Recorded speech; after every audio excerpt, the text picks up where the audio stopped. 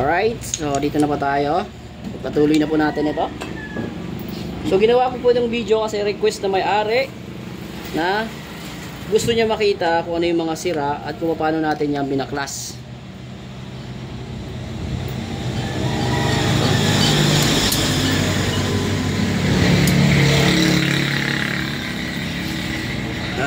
May washer, sakto, walang problema.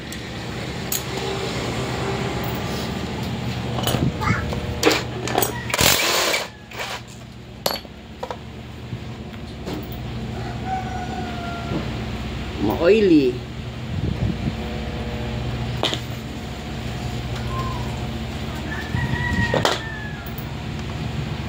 Kaya makikita naman natin yung tama dito sa kanyang bore. Meron tama yung bore.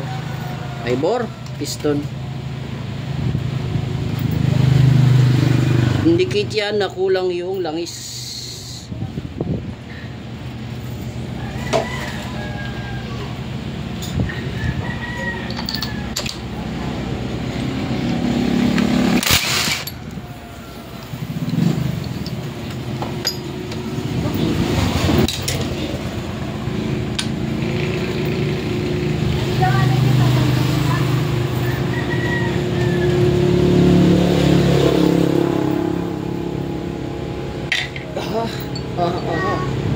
Okay, so goods na to dito. Balik na tayo sa kabila. Wala.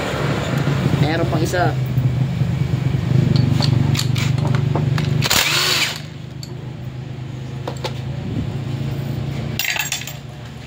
Alright na, alright. Sa kabila na tayo. Ang lalagyan.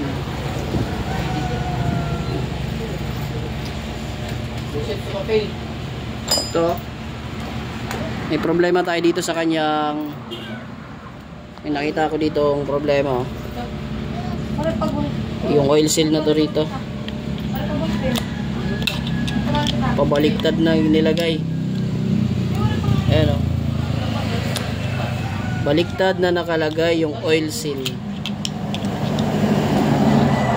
Hindi siguro nakapanood ng YouTube. Baliktad yung pagkakalagay ng oil seal. Ayan o. So, nandito yung may ano sa labas. Palit tayo ng oil seal.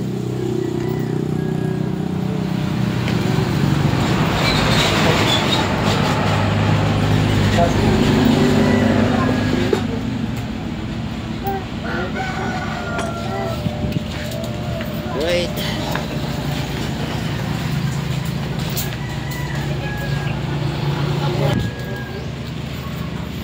Alright, so kumuha tayo ng pwesto.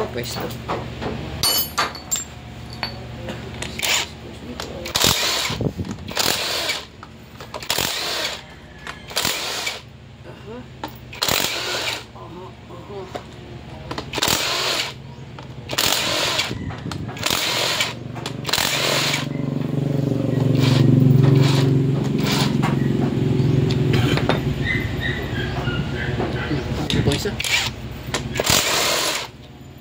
Nagtatago pang isa.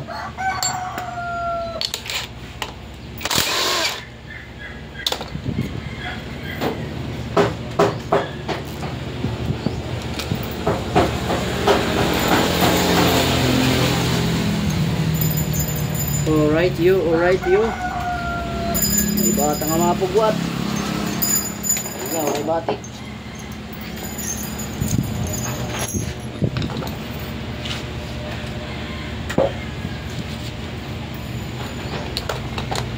Alright.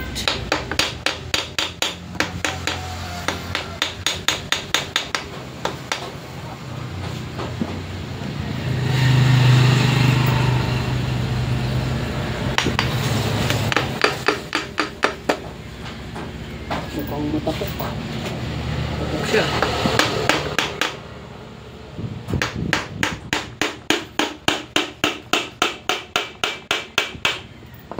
Moment of truth.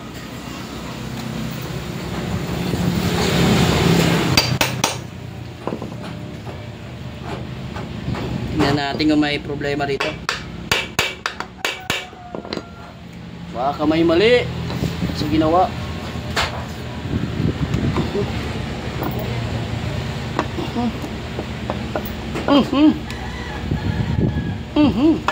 Ayun. Ayun na. Ayun na. Laka. Yun, oh, nagsilaglag. Ayun, so wala namang basag. Dito lang natin na napakalinis. Grabe. Ang linis.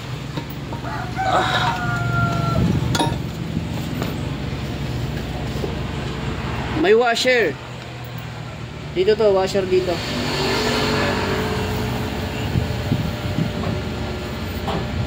Hindi ito yung washer niya rito, pero yun yung ginamit nila. Pero pwede na lang. Kaysa wala.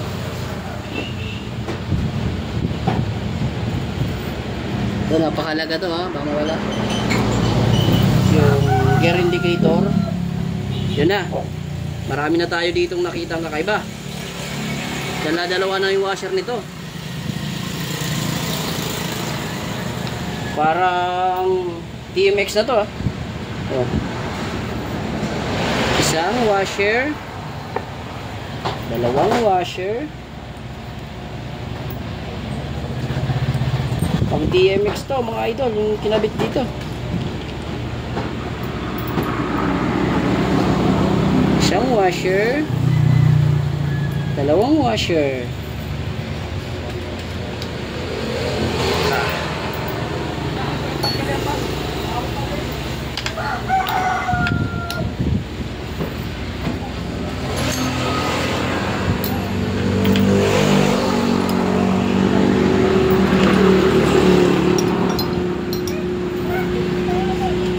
Ito nga pala, mayroon tinatawag na left and right and left.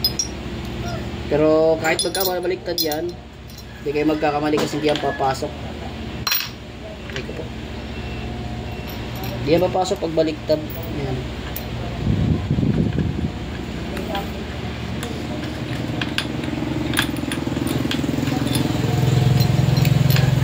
Lagay mo dyan, ha? Eh, pumasok, diba?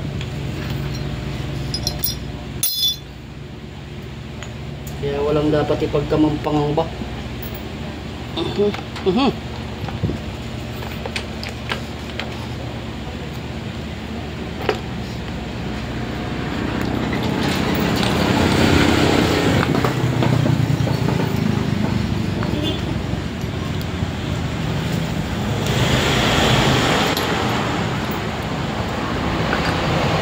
Washer naman ni fish, bushing, gear. Washer naman ni fish, bushing. At ito kahit magkabali-baliktad yan.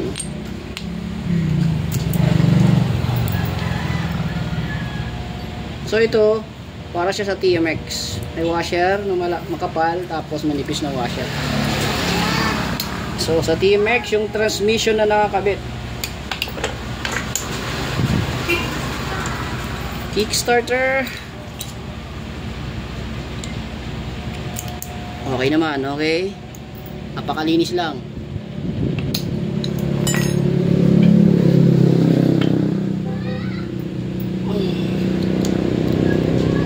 Okay, dito check natin kung may washer dito. Okay. Okay.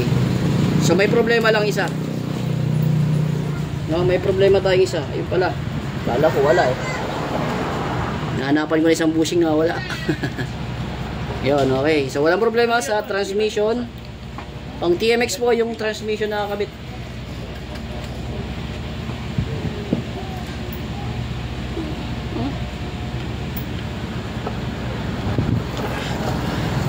Dito tayo sa connecting.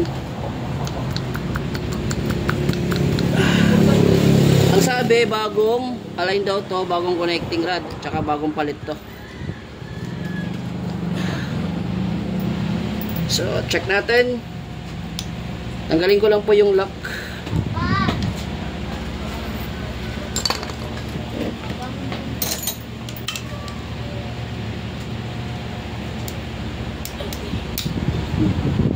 Lock.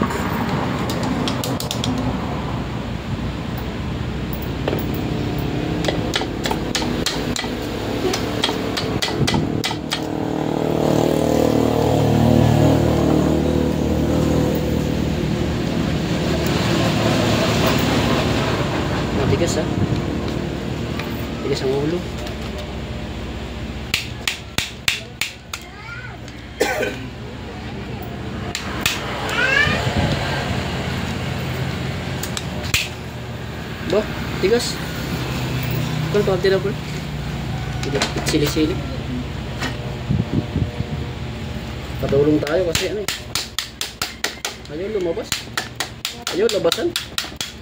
Labasan na talaga. Yun, hon. Tanggal na. Lugod-lugod.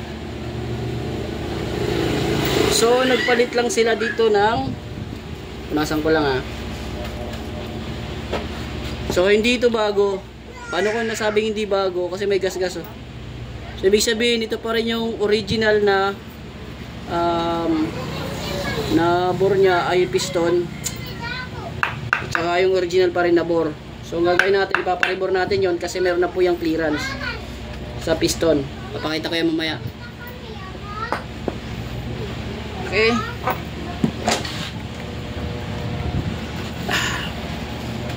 Walang problema sa connecting kasi bago nga daw po. Alright.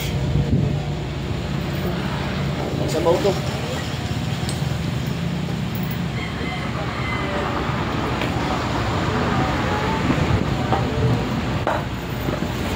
Okay, so ito yung sinasabi ko sa part ng piston na umaalog. So ito yung mga sira, no? Na dapat palitan. Use. Okay, may na-delay stopper. Okay, so ito yung piston niya.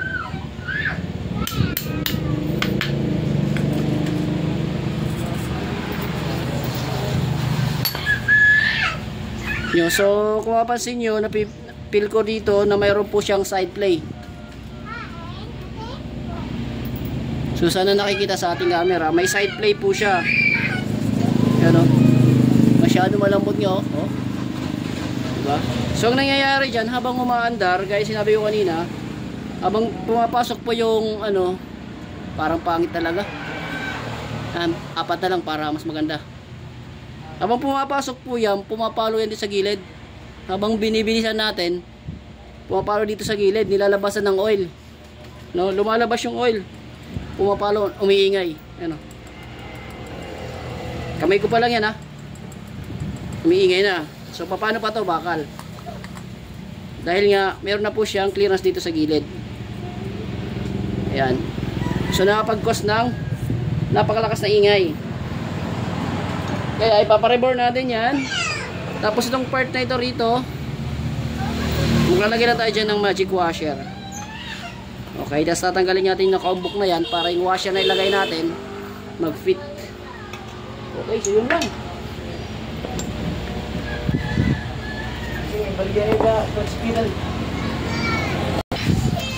So yung mga idol, ito po yung papalitan natin sa may-ari natin. Valve seal dito, palit tayo. Itong oil seal, overhauling gasket, kasi itong kanyang ano na stroke. Dahil nga po hindi umakit na maayos yung langis, kulang sa langis, so marumi po yung makina. Nabarahan po yung mga daluyan po ng langis. Okay, palit na rocker arm. Clutch lining, palit tayo. Paparibor, yung oil seal, tapos yung clutch damper. Palitan natin yan. So yun lang mga idol, no? Kasi ninyo, grabe po yung dumi niya. Dito lang muna yung video natin kasi nagsidating na yung mga chikitings na maingay. Hindi tayo magkakarinigan. Yan o, bye bye. Sabakan nyo na lang po yung pagbubuo natin ito.